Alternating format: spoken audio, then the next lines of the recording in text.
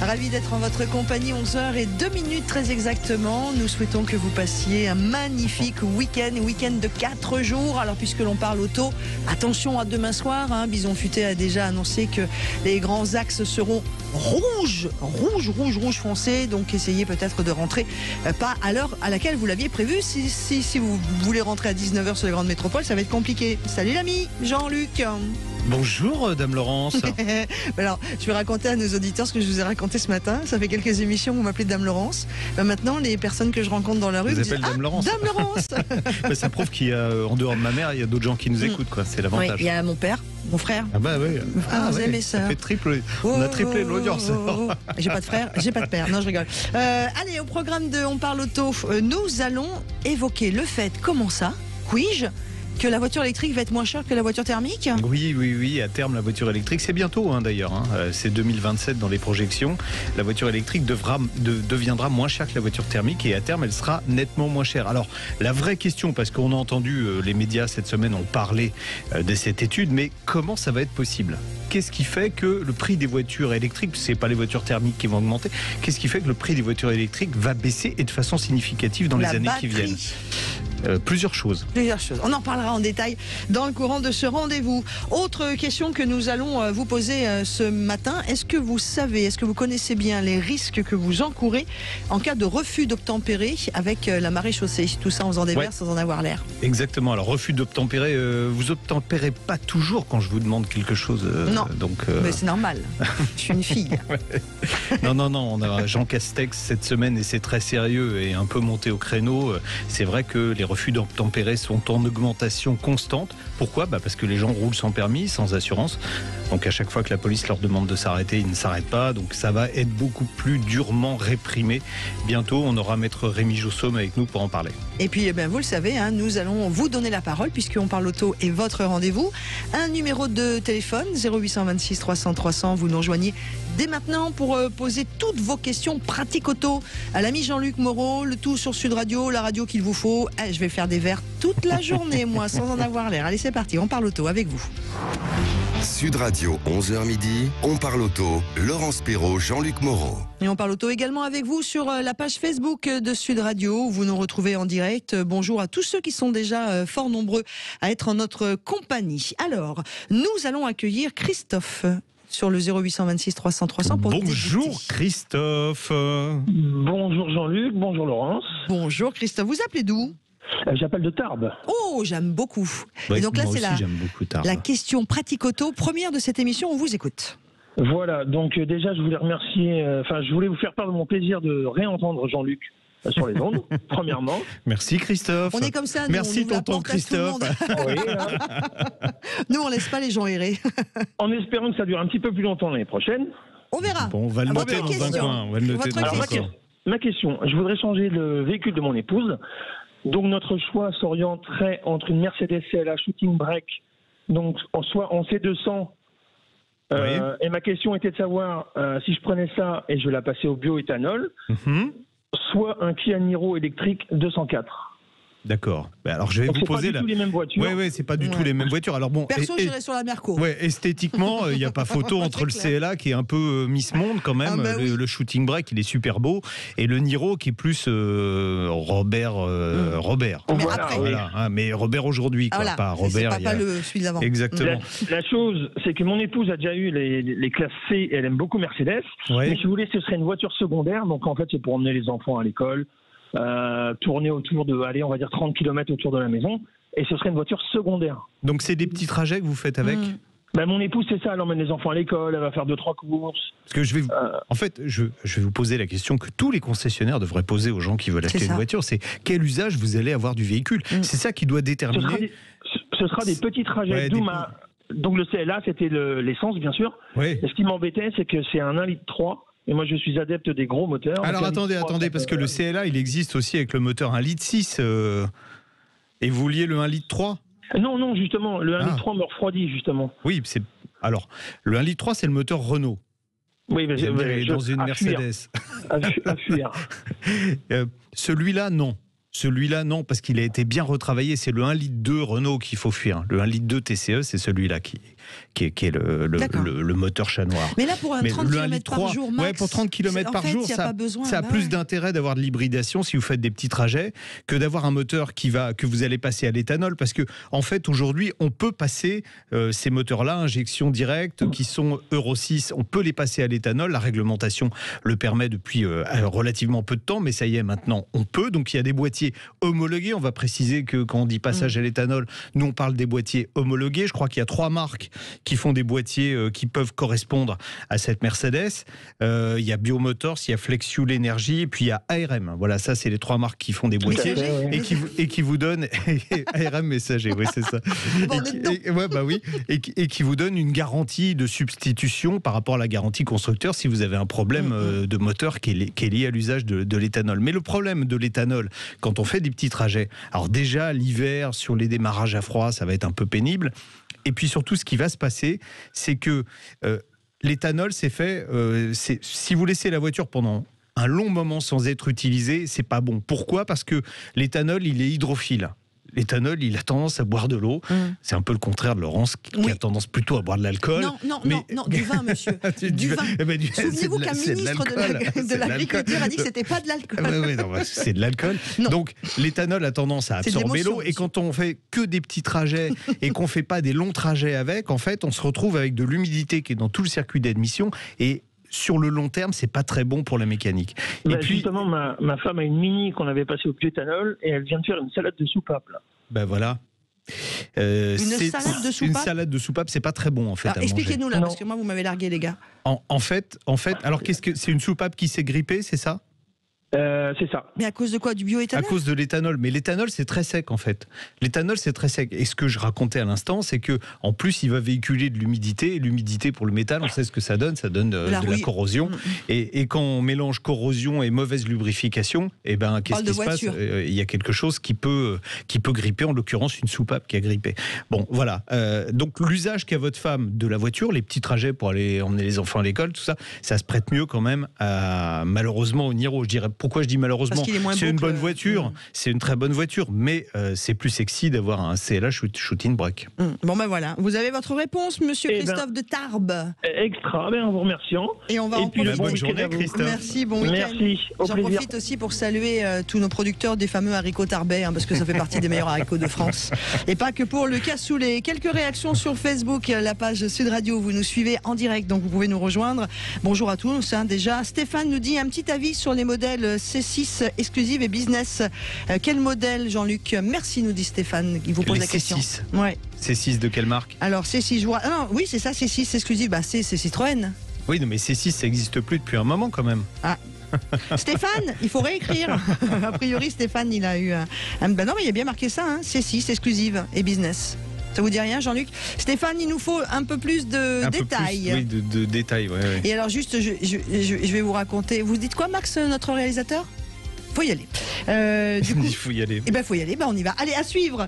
Le refus d'obtempérer, justement, il faut y aller. Voilà, quels sont les risques que vous avez si vous refusez d'obtempérer ? On en parle avec un avocat spécialisé en droit routier. Et laissez-moi à 11h15 vous donner le rendez-vous également que l'on vous propose à midi sur Sud Radio. Ce sera Ça roule avec Pierre Chasseret de 40 millions d'automobilistes et évidemment vous au 0826 300 300. La question que l'on vous pose ce matin, est-ce que vous n'en avez pas ras-le-bol que l'on attaque la voiture, marre du car bashing, puisque selon une étude réalisée par Big & Co, 2/3 des Français en ont besoin rien que pour les vacances. On ne vous dit pas pour le reste de l'année, rien que pour les vacances. Est-ce que vous êtes, vous aussi, vous êtes énervé qu'on attaque la voiture alors qu'on ne peut pas aujourd'hui s'en passer ? 0826 300 300. Sud Radio, on parle auto et de sécurité. Avec Autosécurité, prenez rendez-vous en ligne pour votre contrôle technique dans un de nos 900 centres sur autosécurité.com. Et on va parler du refus d'obtempérer aujourd'hui, Jean-Luc Moreau. Exactement. Le Premier ministre Jean Castex a dit cette semaine qu'il y avait un refus d'obtempérer toutes les 30 minutes et c'est en augmentation a priori. Alors, qu'est-ce que c'est que le refus d'obtempérer pour commencer ? On va poser la question à un spécialiste. C'est pas que lui-même refuse d'obtempérer tout le temps, quoique. Ça dépend avec qui, en fait. Avec nous, maître Rémi Jossaume, avocat au barreau de Paris et président de l'Automobile Club des avocats. Bonjour, bonjour maître, on va dire maître, tiens. Bonjour Laurence, bonjour Jean-Luc. Bonjour maître Jossaume. Alors, qu'est-ce que c'est que le refus d'obtempérer précisément, Rémi ? Le refus d'obtempérer, c'est un délit. Avant toute chose, c'est un délit, c'est un refus d'obéir à une sommation de s'arrêter qui émane d'un agent de la force publique. Donc c'est un gendarme, un policier, par exemple, un douanier également, qui est, et c'est important, muni de signes extérieurs et apparents de sa qualité d'agent de police. En d'autres termes, le délit va être caractérisé lorsque vous avez, en pleine connaissance de cause, la volonté délibérée d'échapper au contrôle, de ne pas vouloir vous arrêter. Ça veut dire que si j'ai un policier en tenue civile, dans une voiture banalisée et que vous fait signe de vous arrêter, vous pouvez ignorer que c'est un membre des forces de l'ordre. C'est-à-dire que vous pourrez mettre en avant le fait que vous avez pu, par exemple, vous méprendre sur sa qualité d'agent ou vous n'avez pas compris que les ordres vous étaient destinés, par exemple, effectivement. Bon, clairement, le Premier ministre, c'est pas de ça qu'il parlait. Il parlait en fait des gendarmes en uniforme qui essayent d'arrêter des voitures et qui, la plupart du temps, leur roulent dessus, ce qui est quand même terrible. Et c'est lié à quoi, cette augmentation du nombre de refus d'obtempérer ? Vous l'avez dit tout à l'heure, Jean-Luc, dans vos propos introductifs, c'est parce que tout simplement on a une délinquance routière qui aujourd'hui explose en termes de contrôle, d'alcoolémie, de stupes, de personnes donc qui roulent sans permis de conduire, sans assurance, et puis c'est la débilité du pas vu pas pris. Donc effectivement, ces gens-là qui sont généralement en infraction au moment d'un contrôle, vont essayer d'échapper au contrôle parce qu'ils pensent qu'ils vont pouvoir tout simplement échapper à la sanction qui leur pend au nez dans le cadre du contrôle routier. Maître Jossaume, est-ce que c'est pas dû aussi à cette société qui aujourd'hui est d'une violence de plus en plus incroyable, les réseaux sociaux, et pas simplement dû à la violence routière ? Oui, aussi parce qu'il y a une forme de banalisation de ce genre de comportement. C'est-à-dire que il y a 20 ans, les gens qui se comportaient mal sur la route se comportaient mal d'une manière générale. Aujourd'hui, on a un peu vulgarisé, démocratisé, j'allais dire malheureusement, ce type de comportement. Et on a aussi des gens, sans raison, qui vous expliquent dans nos cabinets que ils se sont pas arrêtés parce qu'ils n'avaient pas le temps, parce qu'ils n'avaient pas envie, et que ils se sont dit... surgelés dans le coffre. J'ai pas le temps. Voilà, non mais et puis vous avez tout un pan de la population aussi, et c'est ce que je disais à l'instant, parce que oui, ils étaient alcoolisés, ils étaient sous stupes, et que le fait de fuir le contrôle va, pense-t-il, leur permettre d'échapper aux sanctions. C'est quoi les sanctions ? C'est quoi les sanctions aujourd'hui pour refus d'obtempérer, Rémi ? Jean-Luc, c'est un peu un effet d'annonce ce qu'a fait Jean Castex. Je dis pas que c'est pas pertinent et pas opportun, bien évidemment. Mais le refus d'obtempérer a déjà été aggravé en 2017 et vous voyez que ça a eu aucun effet puisque on en parle encore et il y en a de plus en plus. On risque quoi aujourd'hui concrètement ? Alors concrètement, quand on ouvre le code de la route, c'est 1 an d'emprisonnement, c'est 7 500 € d'amende, c'est une suspension voire une annulation de son permis de conduire jusqu'à 3 ans. Donc c'est pas une peine neutre, bien évidemment. C'est la confiscation de son véhicule et c'est également une perte de 6 points sur son permis de conduire. C'est anecdotique du coup les 6 points, vu ce que vous venez de dire. Oui, si on vous pique le permis, ils peuvent toujours te retirer 6 points. Mais alors le problème, c'est comme il n'y a plus de place dans les prisons, est-ce que vraiment on va au bout des... Laurence, on n'est jamais emprisonné pour ce seul fait-là. On va l'être parce que, par exemple, on a mis en danger la vie du gendarme ou du policier parce que en ne s'arrêtant pas, on a foncé sur le policier ou sur le gendarme et parce qu'on cumule un certain nombre de délits. Non, mais très concrètement, aujourd'hui, pour être incarcéré, il faut être un multirécidiviste d'infraction au code de la route. Ça, c'est très clair.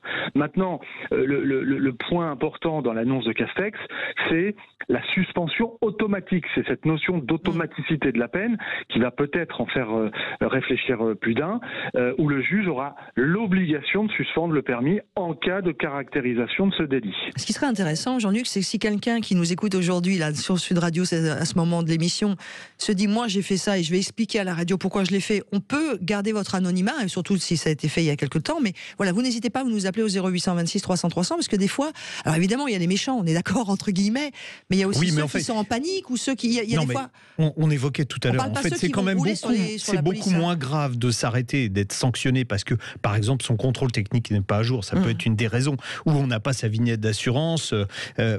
on a vu que les sanctions, même aujourd'hui, sont extrêmement lourdes. Donc, à partir du moment où on ne va pas s'arrêter, ça veut dire que c'est l'escalade des sanctions. Et c'est ça, je pense, Rémi, est-ce que j'ai raison? C'est ça qu'il faut faire comprendre aux automobilistes, c'est que c'est toujours moins grave de s'arrêter, même si on est en faute, que d'essayer de se sauver, parce qu'au bout d'un moment, après, on n'est que sur des cas particuliers. Il est évident que tous ceux qui vont écraser le policier qui est en face, évidemment, on ne parle même pas d'eux.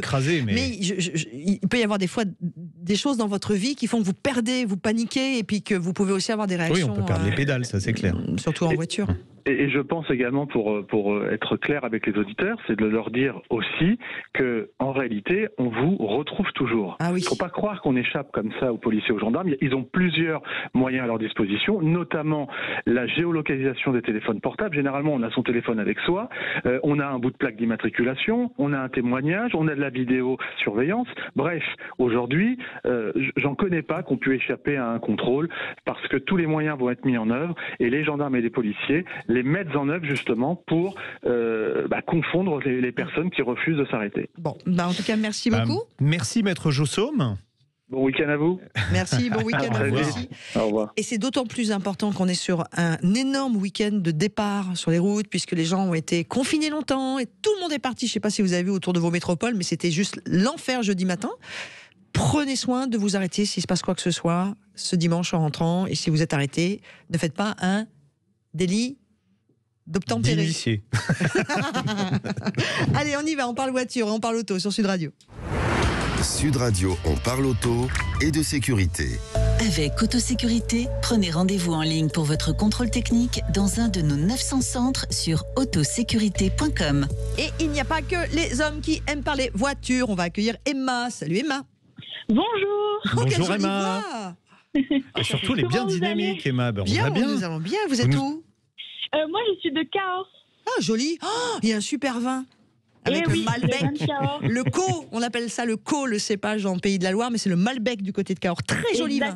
Bisous à tous les vignerons. Voilà, ça c'est fait. Bon, qu'est-ce qui vous amène, Emma? Alors, moi, j'ai une petite question par rapport à la Fiat 500, parce qu'il y a beaucoup d'avis qui sont controversés. Beaucoup disent qu'elle est très bien et d'autres qui disent qu'elle est terrible, quoi.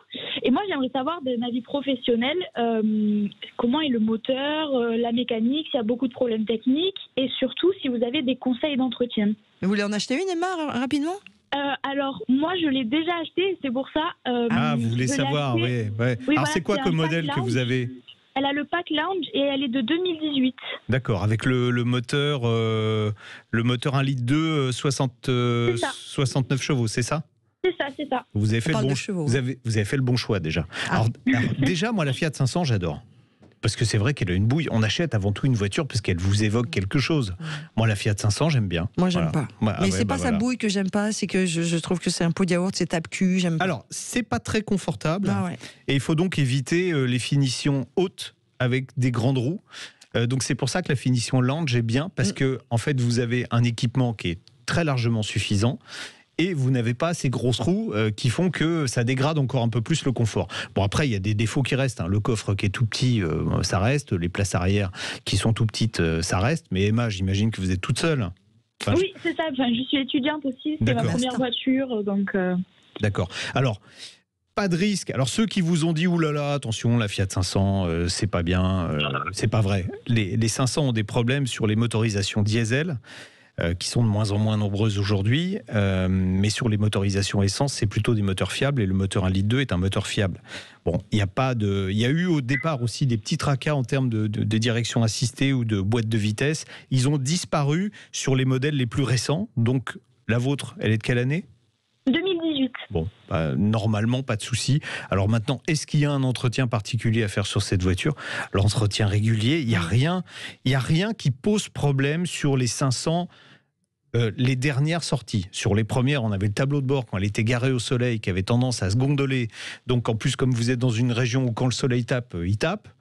Donc ça, c'est un problème qui a été résolu en fabrication. Le tableau de bord aujourd'hui est dans un matériau différent, donc il résiste mieux. Vous pouvez laisser la voiture au soleil, il n'y a pas trop de problème. Et puis après, une vidange de temps en temps. Et puis, alors pensez, vous allez faire des petits trajets, des grands trajets, vous faites quoi avec la voiture?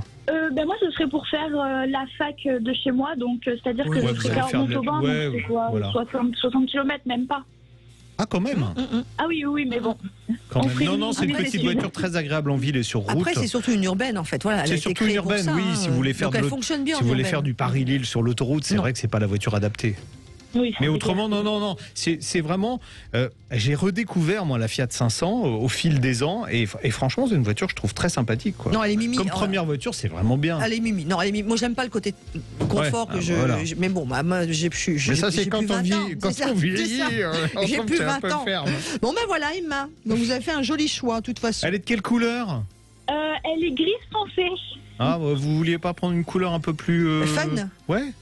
Parce qu'il y a des coloris sympas. Moi, je suis très normale, je n'allais pas partir dans des couleurs. Non, parce que comme le tableau de bord, il est peint de la couleur de la carrosserie, c'est vrai que quand on a une teinte extérieure qui est un peu vive, ça égaye l'intérieur. Alors que la gris, ça va être tristouille. Un peu bleu, bien travaillé, c'est pas le gris basique de Fiat 500. D'accord. Je suis très contente de mon acquisition. D'abord, c'est les femmes qui décident, toujours, au final. Hein, on est d'accord, Jean-Luc Moreau? Emma, vous avez eu raison de choisir la couleur qui vous plaisait. Je vous embrasse fort. Passez un super week-end. Je vous taquine, mon ami Jean-Luc. Dites-moi, plein de réactions sur Facebook. Jean-Pascal Nestor, merci du petit clin d'œil. J'ai bien compris, vous inquiétez pas. Tout ceci avec modération, comme tout le plaisir en général. On a beaucoup de réactions. Vous restez avec nous. Eh bien, on continue de parler auto sur Sud Radio, puisqu'on parle auto dans cette émission aussi. Et nous allons dans quelques instants faire un essai voiture avec une voiture un peu particulière au joli nom de Jambon. Ouais, c'est ça. À tout de suite. C'est le nom qui est particulier. Et nous parlons auto, bien sûr, avec vous au 0826 300 300. Toutes vos questions pratiques ou quelle auto choisir, vous le savez, c'est notre rendez-vous de 11h55. Vous nous appelez au 0826 300 300 pour poser vos questions, puisqu'on parle auto à l'ami Jean-Luc Moreau. Pas mal de gens qui nous suivent aussi sur Facebook et c'est toujours très agréable de vous lire et de partager avec vous. Nous avons Kay qui dit bonjour, j'ai une 106 d'une certaine radio qui fait penser à ça. Une série spéciale. Chérie. Ouais. Et elle nous dit à quand une voiture série spéciale Sud Radio? C'est chouette ça. Oui, alors maintenant il faut choisir la voiture. Il faut bien choisir la voiture. C'est parlons vrai, donc il nous faut une vraie bagnole. Une vraie bagnole. Quelque chose qui se... Voilà, pas une espèce d'hybride. Je vais vous faire des propositions. Allez, à suivre pour notre rendez-vous On parle auto. Nous allons poser la question dans notre rendez-vous pneus. Peut-on équiper sa voiture de roues plus petites? Et puis aussi le prix des voitures électriques qui semblerait être bientôt moins cher que les voitures thermiques. Est-ce que cela serait possible? Mais pour l'heure, c'est l'essai de Monsieur Moreau. Sud Radio, on parle auto et on prend le volant. Et alors on prend le volant d'un jambon, c'est quoi cette histoire? Non, alors il s'appelle le Hyundai, alors ça s'écrit Bayon, B-A-Y-O-N, alors on dit pas Bayon, parce que... Non, en radio ça va pas être pratique. Ça marcherait pas bien. Alors Hyundai dit, il faut dire Bayonne. Bon, on dira Bayonne pour faire plus simple. Puis chez nous, ça nous va bien. Ouais. Sur Sud Radio, ça le fait. Et puis ça va faire plaisir aux gens du Sud-Ouest. On en avait plein ce matin avec nous. Alors c'est quoi le Bayonne? C'est un petit SUV compact qui fait 4,18 m de long. Il fait 2,5 cm de moins que le Kona. Alors vous allez me dire, mais ils ont déjà un SUV compact chez Hyundai. Pourquoi ils en sortent un deuxième? Alors pas parce qu'il est complètement différent. Voilà. En fait, il va s'intercaler entre la i20 et le Kona. Donc il reprend la base de la i20, la plateforme et les mécaniques de la i20. Il a un design. Oui. Il a un design complètement différent du Kona, que je trouve moi très élégant d'ailleurs. Des lignes assez réussies. Donc les motorisations, alors pas de moteur diesel. Je suis désolé. De toute façon, ils en font de moins en moins. Vous savez que c'est plus que c'est seulement tué le diesel. C'est 30% seulement des ventes de Hyundai aujourd'hui. C'est une histoire économique, c'est pas qu'une histoire d'écologie tout ça. 2 moteurs essence, 4 cylindres, 1,2 litre atmosphérique, 82 chevaux et le modèle que j'ai essayé, un 3 cylindres, 100 chevaux avec une hybridation 48 volts, donc on appelle ça une hybridation légère. Donc c'est en fait un alterno démarreur qui sert de moteur électrique pour récupérer l'énergie. Il charge une petite batterie qui fait 0,46 kWh, voilà. Et quand on accélère, il fournit un petit peu de pêche, il fournit l'équivalent de 13 chevaux, donc ce qui vous permet d'avoir des accélérations un peu plus franches et surtout d'économiser du carburant, on le verra plus loin. Le coffre est plus généreux que celui du Kona qu'on a cité avant, 411 litres. Vu la taille de la voiture, c'est plutôt pas mal. Vous avez un espace correct à l'arrière pour la taille du véhicule et plutôt généreux à l'avant. Alors, il y a un parti pris de design à l'intérieur que moi j'aime bien, avec des lignes horizontales. On a l'impression d'avoir, vous savez, les vieux postes de radio des années 50, là, avec ces lignes horizontales, c'est pas mal. L'interface homme-machine, bon, c'est des écrans, c'est un grand écran multimédia qui fait 10,2 pouces, je crois, puis des compteurs paramétrables. Mais c'est pas ça qui va nous intéresser. Ce qui m'a vraiment surpris dans cette voiture, outre le fait que je l'ai essayé avec de la neige. Hyundai Bayonne. Voilà. Comment ça, de la neige? Oui, parce qu'on n'est pas allé à Bayonne. Bayonne pour l'essayer. On est allé en Alsace. Et dans l'école en Alsace, il a neigé quand même. Et surtout, l'école en Alsace, ça tournicote. Et ça a permis de mettre en lumière... Et pourtant, l'école, on apprend des choses. L'école, on apprend des choses, oui, c'est ça. Oui. Alors, donc, ça a permis de mettre en lumière le dynamisme de la voiture, parce que à la fois la motorisation. Alors, 100 chevaux, on se dit tiens, ça va être un petit peu léger, mais non, pas du tout, parce que la voiture, elle est légère. Sa base est légère. Il est même 300 kilos plus léger que le Kona, donc ce qui fait qu'il va avoir, malgré des motorisations moins puissantes, finalement, des reprises et des accélérations qui vont être aussi bonne, sinon meilleure. Et puis surtout, le comportement du véhicule. C'est vrai que, alors c'est pas une voiture de sport, mais quand on le met en position sport, je peux vous garantir que dans une montée de col, il n'y a pas grand monde derrière. Vous allez me dire, ça dépend de qui est au volant, évidemment, mais il n'y a pas grand monde qui tiendra derrière. Vous avez des gens qui vous ont fait signe ? Non, il n'y avait pas grand... de signe. Ah oui, j'avais pas vu venir celle-là. Bon, alors le revers de la médaille, c'est que le confort est un peu ferme, un peu moins que dans une i20. Mais moi, j'aurais aimé un peu plus de moelleux. Tant qu'à être dans un SUV, je préfère que ce soit un petit peu moelleux et un peu moins efficace en termes de comportement. Mais c'est peut-être lié aussi au fait qu'il y avait des jantes de 17 pouces, parce que quand on essaye les voitures, on a toujours des finitions valorisantes, donc des finitions haut de gamme avec des grandes jantes. Il aurait fallu essayer avec les jantes de 15 pouces. Donc si cette voiture vous intéresse, je vous conseille plutôt de l'essayer avec des petites roses, ce qui n'est pas forcément pratique. Alors, vous avez 3 modes de conduite. On a parlé de sport, confort, économie. Alors sur économie, il y a quelque chose de surprenant, c'est quand vous levez le pied de l'accélérateur, si vous êtes sur une surface plane, vous avez le moteur qui se coupe tout de suite. Donc vous pouvez rester en roue libre pendant longtemps, ce qui permet de faire des économies de carburant. En roue libre carrément ? Oui, vous êtes en roue libre. Okay. C'est la roue libre le plus intéressant. Un petit peu comme on est aussi sur Sud Radio, puisqu'on parle... Oui, on est en roue libre. On est en roue libre. Alors, consommation, 6,1 litres. Un Toyota CHR fait mieux. 6,1 litres. On peut descendre en dessous. Je vous explique pourquoi, parce que je viens de vous dire, on l'a essayé dans des cols, donc j'ai un peu taquiné la voiture, j'ai fait de l'autoroute derrière. Donc ça, c'est une vraie consommation. Maintenant, après, en chassant un peu le gaspille, on arrivera à descendre. Côté tarif, je vous ai dit, elle est entre la i20 et le Kona. Donc côté tarif, on est effectivement entre les deux. Ça démarre à 17 850 €, ce qui est correct. Et la version que j'ai essayée moi, version exécutive avec la boîte automatique, donc qui est une boîte robotisée à double embrayage, est vendue 27 600 €. Ça va ? Oui, ça va. Sérieux, ça va pour un petit SUV ? Exactement, mais c'est 1 800 € moins cher, équipement équivalent qu'un Kona. Donc, en fait, ce véhicule, il a trouvé sa place. On peut se dire au début, tiens, ça doublonne, mais non. Il a sa place. C'est un budget, mais je le trouve pas excessif. Il a sa place dans la gamme Hyundai. Hyundai qui vend, alors ça va pas vous plaire, 70% de SUV. Voilà, c'est-à-dire que pratiquement... Non, pourquoi vous dites que ça me plaît pas ? Non, je sais pas, c'est vrai, on pourrait se dire...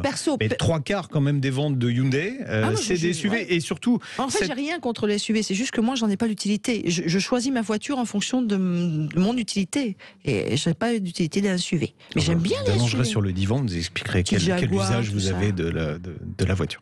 Allez, on y va. On y va ? Bon, donc plutôt pas mal, on est content. Non, c'est très bien, c'est une jolie petite voiture qui marche pas mal, Hyundai, qui est assez économe et qui n'est pas trop chère. Moi j'aime bien Hyundai.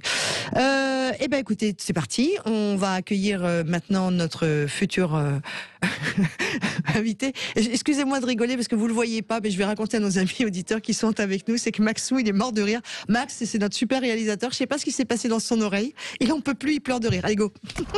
Sud Radio, on parle auto et d'environnement. Max, il faudra que tu nous racontes parce que du coup ça m'a un tout petit peu disturbé, mais c'était pas grave.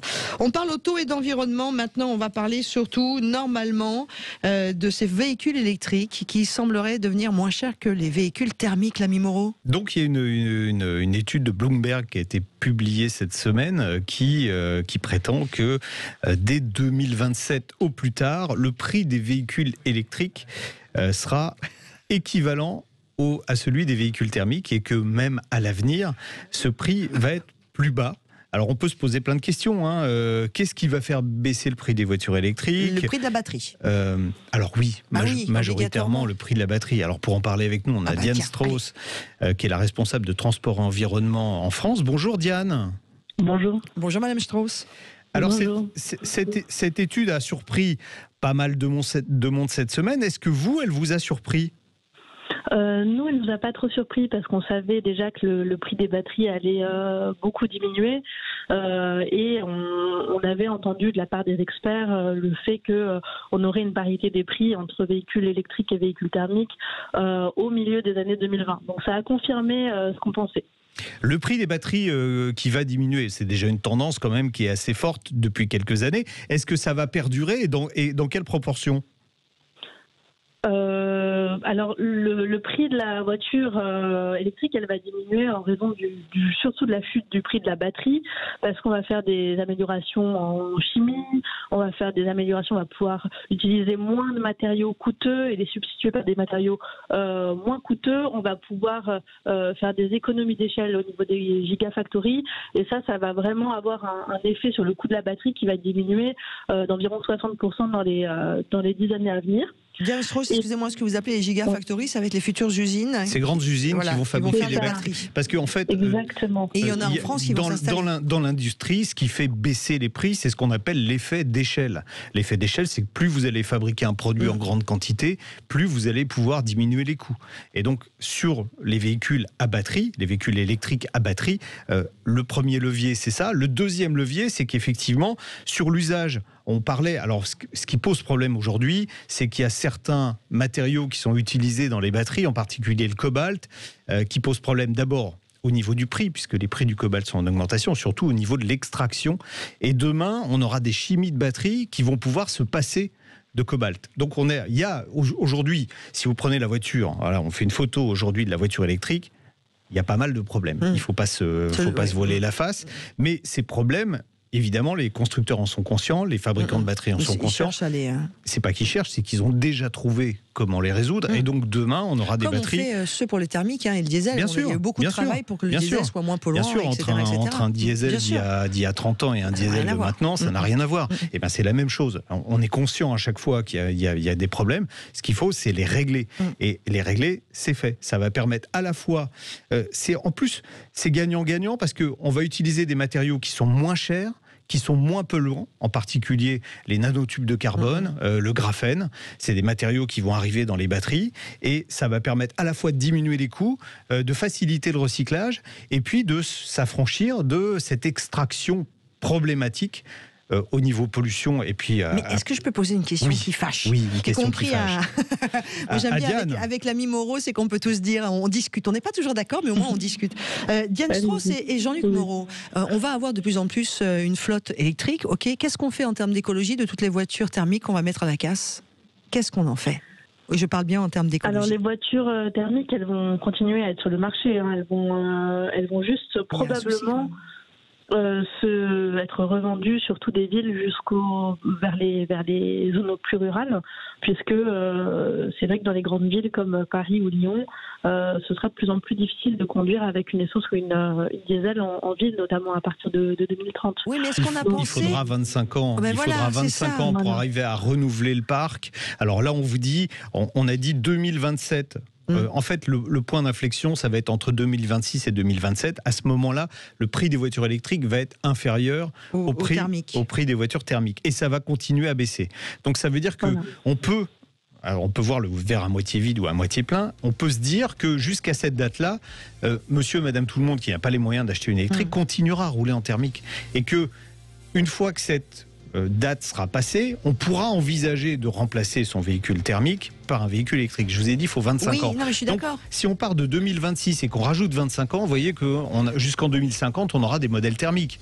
D'accord, mais après, voilà, il y a une vraie question à se poser. Ce que nous, on dit, c'est que il faut vraiment qu'on pousse le développement et le déploiement des véhicules électriques le plus tôt possible pour atteindre ces économies d'échelle et atteindre ces baisses de prix. Donc pour nous, c'est vraiment très important que les constructeurs s'engagent pleinement dans l'électromobilité.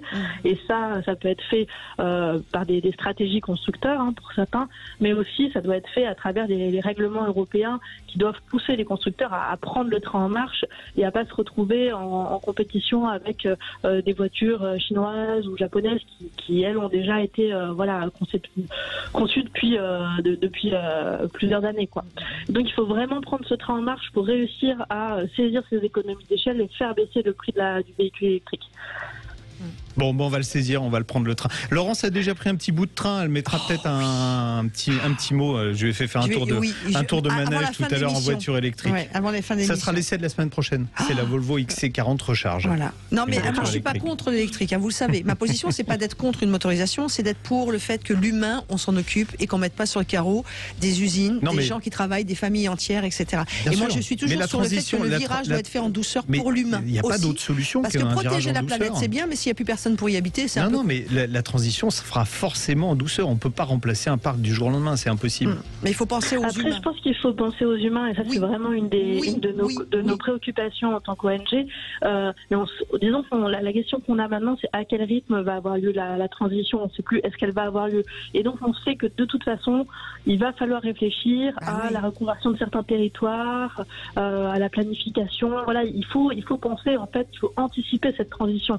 Nous, c'est vraiment ça qu'on demande au gouvernement, c'est réfléchir à cette transition en avance, regarder au niveau des sites, quels vont être les corps de métier qui vont avoir besoin de reconversion. Diane, on en reparlera parce que ce sont des sujets particulièrement passionnants et particulièrement importants. Et c'est vrai que si on n'a plus de boulot, on n'a plus d'argent, on ne peut plus acheter de bagnole. Du coup, quoi qu'il en soit, il va falloir trouver des solutions pour protéger l'humain, j'insiste, et les métiers en France et en Europe. Allez, passionnant, on pourrait faire une émission complète là-dessus d'ailleurs. Oui, on pourrait. Merci beaucoup Diane Strauss, Transport et Environnement. Merci d'avoir été avec nous, au plaisir de vous retrouver. Allez, dans quelques instants, on va parler pneus, on va parler bien. Tiens, je vais me taire, ça va changer. Sud Radio, on parle auto, 11h midi, Laurence Perrault, Jean-Luc Moreau. Et vous êtes de plus en plus nombreux à être avec nous sur la page Facebook de Sud Radio. Ça discute beaucoup aussi en fait, c'est que nous on débat ou on propose des sujets. Et sur le fil de discussion sur Sud Radio, on parle auto. Moi je pourrais y passer ma semaine en fait. Mais il y a plein de gens, mais ça discute entre eux. Moi, je trouve ça génial, c'est qu'il y a une communauté qui se forme. C'est un petit peu comme quand on faisait aussi avec Ça roule, parce qu'il existe toujours à partir de midi, vous le savez. Voilà, ça discute. Tiens, je l'ai pas dit tout à l'heure, le Bayonne, vous pouvez le voir en vidéo aussi sur la chaîne YouTube de Sud Radio. Parce que c'est bien une fois qu'on a fait l'essai de pouvoir aller. En plus, j'en dis plus dans l'essai. Ouais. Non, mais c'est de ma faute. J'avoue, j'aurais dû le dire. Voilà. Pardon.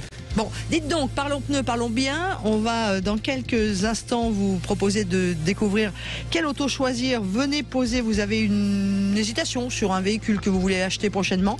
Vous nous rejoignez au 0826 300 300 et vous posez votre question à l'ami Jean-Luc. Mais tout de suite, on va parler pneus et on accueille notre invité. Sud Radio, on parle auto. Parlons pneus, parlons bien. Professionnels du pneu, les spécialistes du pneu au service de votre sécurité sur la route. Et c'est leur président que nous accueillons sur Sud Radio ce matin, Dominique Stemfeld. Bonjour. Qui a une carte de membre. Laurence. Bonjour Jean-Luc. Dominique qui a une carte de membre Gold, évidemment, puisqu'il dort dans le studio. Alors, c'est une question de Frédéric cette semaine, Dominique. Il a une Toyota Yaris Hybrid collection de 2017 avec la montre d'origine en 195 50 16 84V. Alors là, on a perdu tout le monde, mais bon, enfin, voilà. Et surtout, il voulait mettre des roues de 15 pouces dessus. Et on lui a dit, alors chez Toyota, on lui a dit, il n'y a pas de problème. Ils lui ont vendu des jantes de 15 pouces. Et quand il est arrivé au contrôle technique, on lui a dit, oh là là, vous pouvez pas mettre des roues de 15 pouces à la place des roues de 16 pouces sur votre voiture parce qu'elle était vendue avec des roues de 16 pouces. Est-ce que c'est vrai ou pas vrai? Tadam! Alors, c'est le concessionnaire Toyota qui a raison, puisqu'en fait, le véhicule est vendu soit avec une finition UP en 16 pouces, soit en finition normale en 15 pouces. Donc, à motorisation égale, le auditeur peut monter du 15 pouces sur son véhicule absolument sans problème. Alors quand je dis sans problème, c'est-à-dire qu'il doit passer le contrôle technique sans difficulté et également il n'y a pas de souci avec son assurance au cas où par malheur il aurait un accrochage. Donc il va gagner un petit peu en confort, c'est ce que je conseille moi puisque j'ai une Yaris hybride. Là où en revanche, ce que je dis d'habitude en disant en repassant en roue de 15 pouces, vous allez gagner en maniabilité parce que la version avec les 15 pouces braque mieux qu'avec les 16 pouces. Là, c'est pas possible. Je me suis renseigné chez Toyota, tiens. Et en fait, la crémaillère de direction est différente entre la version qui a les petits trous et la version qui a les grandes roues. C'est-à-dire que si vous aviez des grandes roues, votre voiture, elle braque pas bien. Et même si vous mettez des petits trous, elle continuera toujours à braquer pas bien, sauf à changer la crémaillère de direction, ce qui coûte un peu plus cher que changer les pneus. Plus cher. Donc, mon conseil, et c'est toujours le même conseil, prenez les roues les plus petites. Alors, ça fait pas plaisir à Dominique parce qu'il vend des pneus et donc forcément... De tracteur. Non, mais plus on vend des pneus qui sont gros, plus on gagne d'argent, c'est ça, Dominique. Mais moi, je conseille plutôt les roues plus petites. Ah, mais c'est juste une question d'esthétique, Jean-Luc. Ah oui, c'est une question d'esthétique, c'est clair. Les choses se discutent, effectivement, pour certains auditeurs, puisque moi, j'ai suivi, en fait, la discussion sur Facebook, sur certains auditeurs, effectivement, certains disent, oui, mais tu vas perdre en esthétique. Donc, effectivement, tout se discute. Bon, en tout cas, là, on voit que le contrôleur technique n'a pas forcément raison. Donc, il faut toujours prendre plusieurs avis. Absolument. Alors juste, on peut signaler aussi qu'un certain nombre de constructeurs qui vendent des voitures avec des options en très grande dimension proposent également une alternative en plus petite dimension pour les pneumatiques hiver. D'accord. Bon, merci Dominique pour cette réponse extrêmement claire. Voilà, donc on peut changer ses roues pour mettre des roues plus petites à la condition que le véhicule ait été homologué pour se faire avec des roues plus petites. Bon, voilà. Et à motorisation égale. Monsieur Dominique Stamfel, on vous souhaite un très bon week-end. Merci, à bientôt. À bientôt. Merci, à bientôt. Merci. On vous embrasse. Merci. Président du syndicat des professionnels du pneu qui était avec nous aujourd'hui sur Sud Radio. Avec le syndicat des professionnels du pneu, les spécialistes du pneu au service de votre sécurité sur la route. Sud Radio, on parle auto. Quelle auto choisir ? Alors, dans quelques instants, nous venons de perdre Radouane. Ça a coupé, donc on va essayer de rejoindre Radouane qui voulait poser la question quelle auto choisir. Mais il a disparu. Ah oui, ça coupe des fois le réseau. Par contre, sa question, je l'ai. Oui, mais après, parce que d'abord, on va essayer de le rejoindre, parce que je voudrais bien qu'on écoute sa voix, mais je voudrais qu'on parle de cette. Parce que sinon, je prends sa voix et puis je fais la question. Non, ça marche pas. On a dit Radouane, on n'a pas dit Canard. D'accord, ok. Mon petit lapin. Oui, vous vouliez savoir. Rien du tout. Je voulais juste vous remercier. Me remercier de quoi ? D'avoir fait un tour de Volvo ? Alors attention, pas n'importe laquelle. Il s'agit de la fameuse XC40 Recharge. C'est le petit SUV. C'est le petit SUV. Tout électrique. Ouais. Ça sera l'essai de la semaine prochaine. Donc vous en saurez plus la semaine prochaine. Voilà, vous verrez la vidéo de la semaine prochaine.